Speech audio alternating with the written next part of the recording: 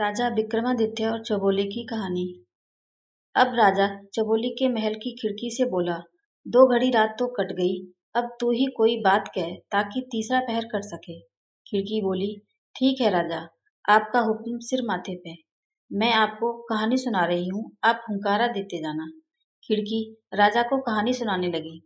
एक गांव में एक ब्राह्मण व एक साहूकार के बेटे के बीच बहुत गहरी मित्रता थी।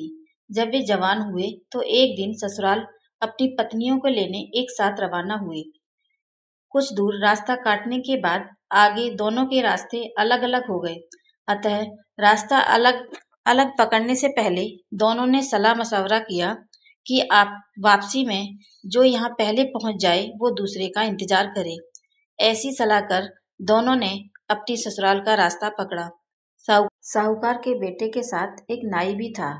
ससुराल पहुंचने पर साहूकार के साथ नाई को देखकर एक बुजुर्ग महिला ने अन्य महिलाओं को सलाह दी कि जवाई जी के साथ आए नाई को खातिर में कोई कमी न रह जाए, वरना ये हमारी बेटी की ससुराल में जाकर हमारी बहुत उल्टी सीधी बातें करेगा और इसकी बढ़िया खातिर करेंगे तो यह वहां जाकर हमारी तारीफों के पूरे गांव में पुल बांधेगा। इसलिए इसकी खातिर में कोई कमी न रहे। बस फिर क्या था, घर की बहू बेटियों ने बुढ़िया की बात को पकड़ नाई की पूरी खातिरदारी शुरू कर दी। वे अपनी जमाई को पूछे या न पूछे, पर नाई को हर काम में पहले पूछे। खाना खिलाना हो तो पहले नाई, बिस्तर लगाना हो तो पहले नाई के लगे। साहूकार का बेटा अपनी ससुराल में मायूस और नाई उसे देखकर अपनी मूछें मरोड़े। यह देखकर मन ही मन दुखी हो साहूकार के बेटे ने वापस जाने की जल्दी की। ससुराल वालों ने भी उसकी पत्नी के साथ उसे विदा कर दिया। अब रास्ते में जैसे जैसे नाई ये डायलॉग बोले, साहूकार का बेटा मन ही मन जल भुन जाए, पर नाई को इससे क्या फर्क पड़ने वाला था। उसने तो अपनी डायलॉग बाजी जारी रखी। ऐसे ही चलते चलते काफी रास्ता कट गया।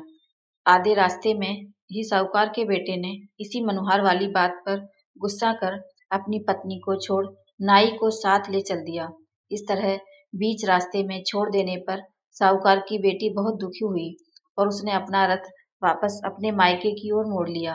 वह रास्ता भटक कर किसी और अनजाने नगर में पहुंच गई। नगर में घुसते ही एक मालन का घर था। साहूकारनी ने अपना रथ रोका और कुछ धन देकर मालन से उसे अपने घर में कुछ दिन रहने के लिए मना लिया। मालन अपने बगीचे के फूलों से माला आदि बनाकर राजमहल में सप्लाई करती थी।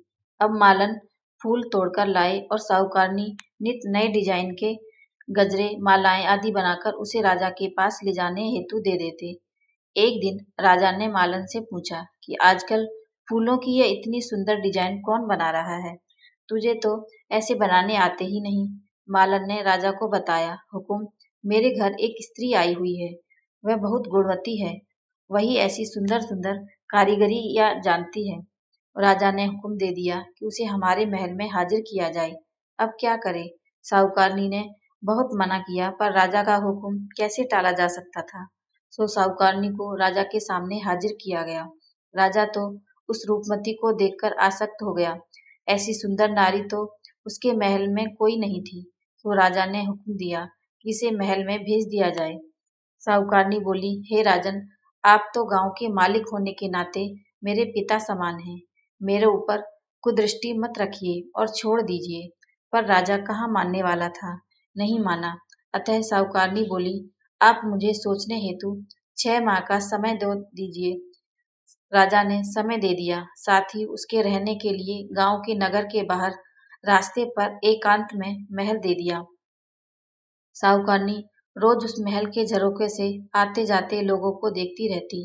कहीं कोई ससुराल या पीहर का कोई उसे जान पहचान वाला मिल जाए तो समाचार भेजा जा सके। उधर रास्ते में ब्राह्मण का बेटा अपने मित्र साहूकार का इंतजार कर रहा था। जब साहूकार को अकेले आता देखा तो वह सोच में पड़ गया।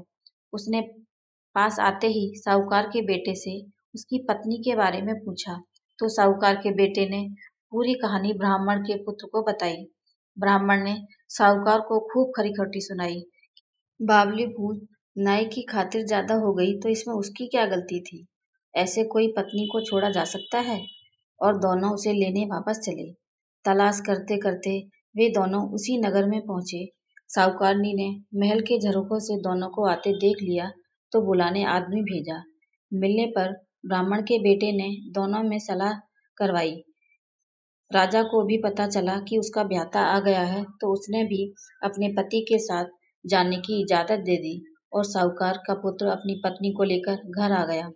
कहानी पूरी कर खिड़की ने राजा से पूछा, हे राजा, आपके न्याय की प्रतिष्ठा तो 7 समुंदर दूर तक फैली है। अब आप बताएं कि इस मामले में भल मनसाहत किसकी, साहूकार की या साहूकारनी की? राजा बोला, इसमें तो साफ भल मनसाहत तो साहूकार के बेटे की है, जिसने छोड़ी पत्नी को वापस अपना लिया। इतना सुनते ही चौबोली के मन में तो मानो आग लग गई हो। उसने राजा को फटकारते हुए कहा, अरे अधर्मी राजा, क्या तू ऐसे ही न्याय कर प्रसिद्ध हुआ है? साहूकार के बेटे की इसमें कौन सी भल मनसाहत? भल मनसाहत तो साहूकार की पत्नी की थी, जिसे निर्दोष होने के बावजूद साहूकार ने छोड़ दिया था और उसे रानी बनने का मौका मिलने के बावजूद वह नहीं मानी और अपने धर्म पर अडिग रही। धन्य है ऐसी स्त्री। राजा बोला, हे चौबोली जी, आपने जो न्याय किया वही न्याय है। बजा रे ढोली ढोल, चौबोली बोली तीजो बोल। और ढोली ने नगाड़े पर जोर से धै धै कर 3 ठोक दी। मेरी ये कहानी आपको कैसी लगी मुझे कमेंट करके ज़रूर बताएं और मेरे चैनल को लाइक, शेयर और सब्सक्राइब करना ना भूलें। Thank you.